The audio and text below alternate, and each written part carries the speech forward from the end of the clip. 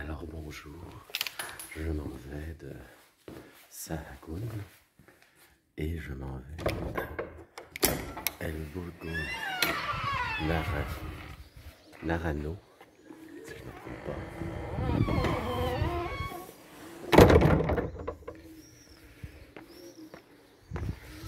Alors il est, comme à l'habitude, environ 6h30 et le ciel a l'air très beau pour la route. Je ne frapperai pas de pluie, je crois, peut-être, comme la dernière fois, dernier matin.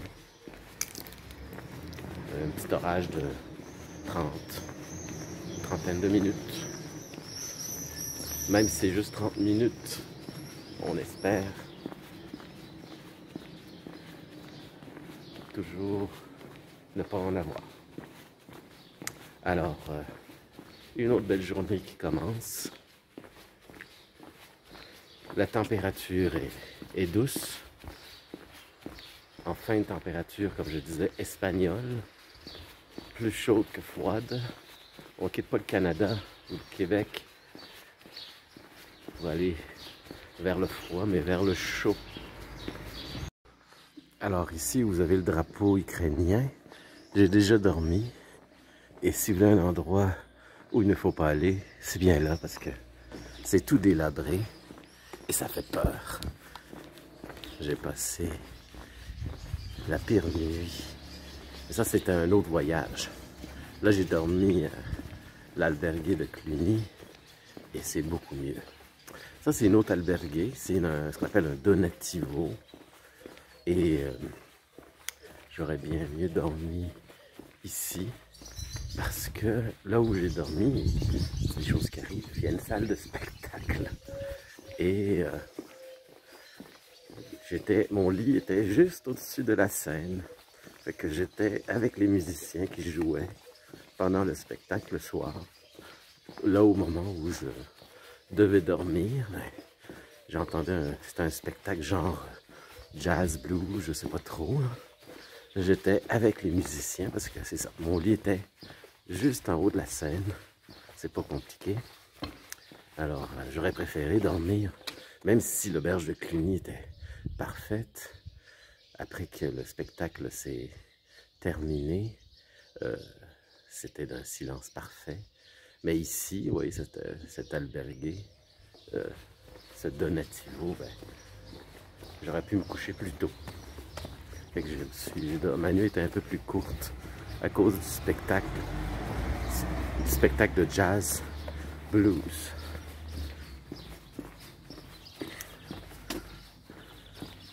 Et ici, si vous vous souvenez, précédemment, j'avais filmé l'arche. Vous vous souvenez de l'arche? C'est ça, elle est juste là, l'arche de Benito, je crois.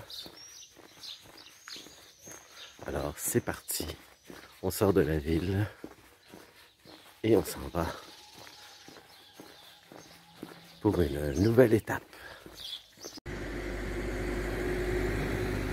Alors, regardez ce pont comme il est beau. C'est la Rio Cea. C'est le Rio Cea. Et un pont, je ne sais pas son nom, mais c'est sûr qu'il n'y a pas plus authentique que ça. De toute beauté.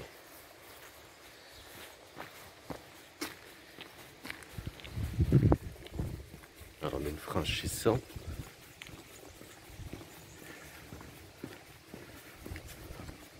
Et nous continuons. Sans plus tarder. Ce qui est génial, c'est qu'il n'y a pas un seul nuage dans le ciel. Ça, c'est ce qu'on souhaite toujours quand on marche. Que le ciel soit le plus dégagé possible pour éviter les surprises. Et voilà, la rivière qui a des rapides, des petites chutes. comme ceci, qui donne son charme. Alors c'est l'avant-dernière journée sur la Meseta pour arriver à Léon. J'arriverai pas à Léon aujourd'hui, mais demain. Léon qui sera la dernière véritable grosse ville avant Compostelle. Puis après Léon, ben, il restera à peu près 2 semaines pour atteindre Compostelle. Alors je vous ai déjà montré une grange en terre et en fait c'est de la brique recouverte de terre, un peu une méthode issue de l'Afrique. Et ici vous avez une autre grange. Ça m'impressionne toujours parce que quand tu te dis est-ce que c'est très solide, je l'ignore. En tout cas, ça s'est effondré en arrière.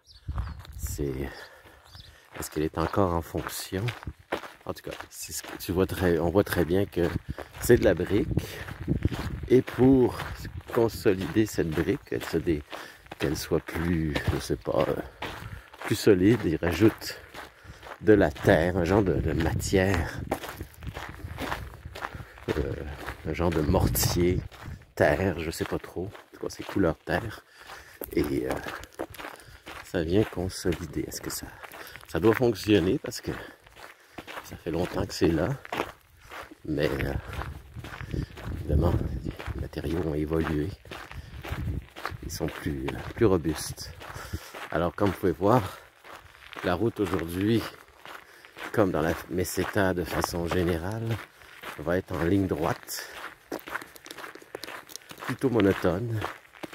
Alors les marcheurs rendus à 2 jours de Léon et de la fin de la Meseta sont impatients d'atteindre, de finir la Meseta. Donc, parce que ces longs chemins en ligne droite, même si au départ c'est très zen, après une semaine ça devient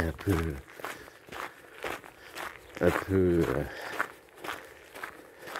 tannant, épuisant mentalement, parce qu'on se dit on voudrait voir d'autres choses que des champs et des lignes droites. Mais vous allez voir qu'après Léon, on change complètement de paysage. On retourne dans la montagne. Alors ça nous fait un saut de paysage incroyable. Voici quelque chose qu'on ne voit pas souvent, en tout cas au Québec. C'est ceci, tenez-vous bien, un champ de tournesol. C'est impressionnant, regardez ça, c'est tous ces tournesols et ce coucher de soleil, cet immense tournesol géant qui nous éclaire et qui éclaire tous ces beaux tournesols jaune-orange. Ils sont pas encore très gros, ils sont petits, mais ils vont grossir et j'imagine que ça va devenir de l'huile de tournesol. Alors, une belle surprise. Quand tu es habitué de voir des champs de blé, un champ de tournesol, c'est beau.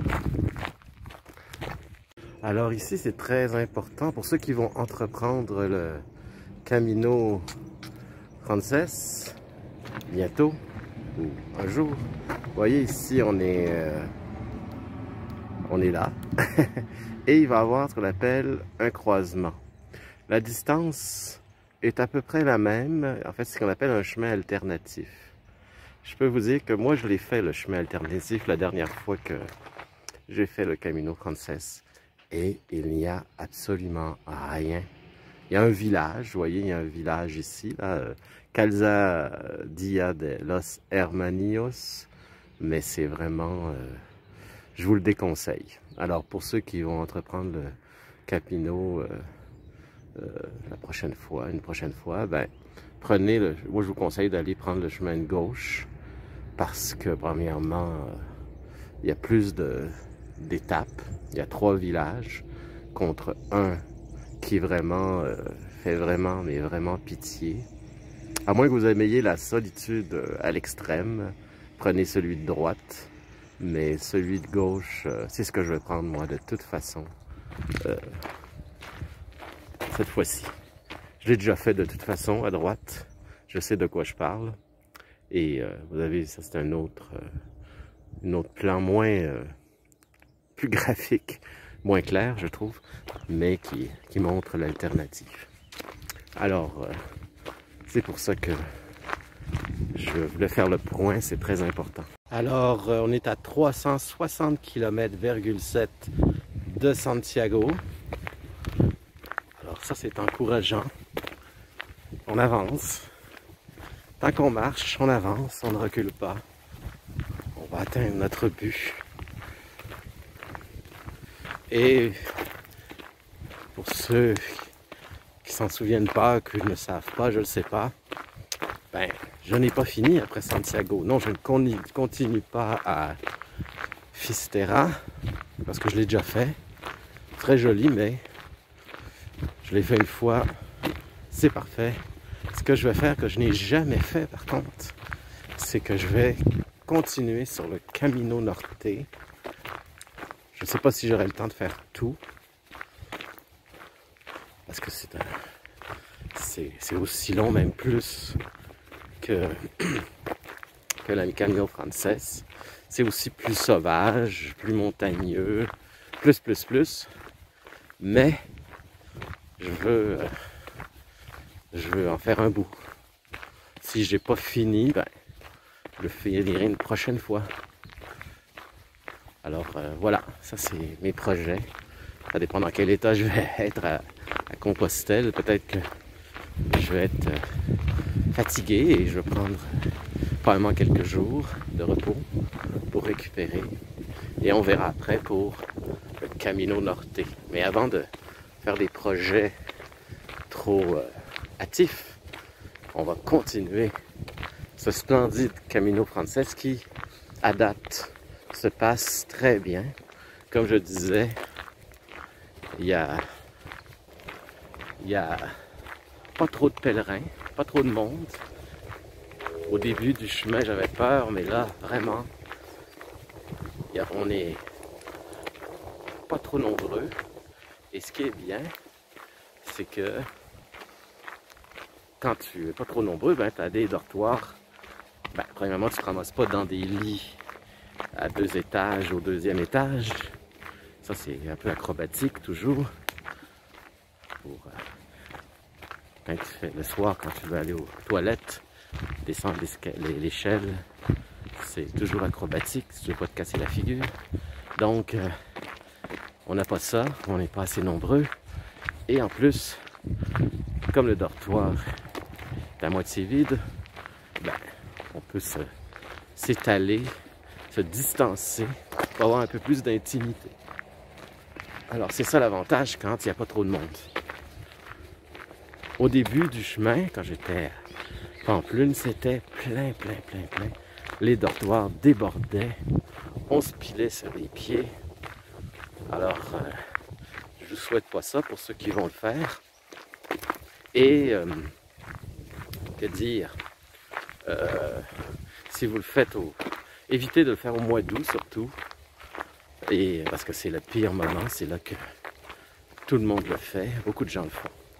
Alors là, je suis au mois de juillet, puis ça va. Il n'y a pas trop de monde, je suis chanceux.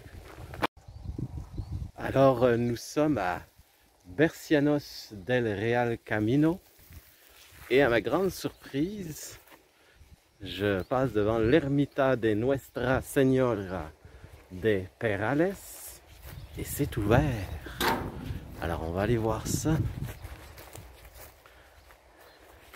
Il y a des belles tables pour ça. Une grande table. Et il y a l'ermitage qui est juste là. On va aller voir. Et on voit très bien que la porte est ouverte. Alors c'est tellement rare en Espagne que soit que les églises sont ouvertes, que je ne peux pas m'empêcher d'aller faire une visite.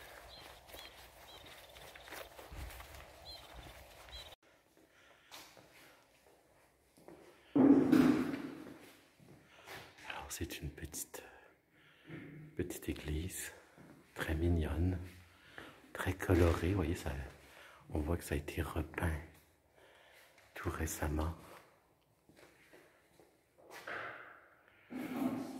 Les couleurs sont très flamboyantes, très présentes.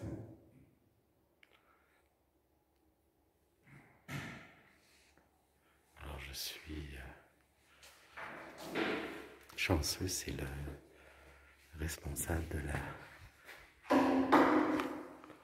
de l'église qui est venu faire le ménage et qui l'a ouvert. Alors peut-être que ce ne serait pas ouvert sinon. Alors c'était ça, petite chance unique de pouvoir visiter. Alors là je vais vous montrer quelque chose qui m'amuse toujours quand je passe à cet endroit. C'est un genre d'arche. Tout à l'heure, dans l'autre ville, à Sahagún, on avait une arche qui datait du 17e siècle, je crois.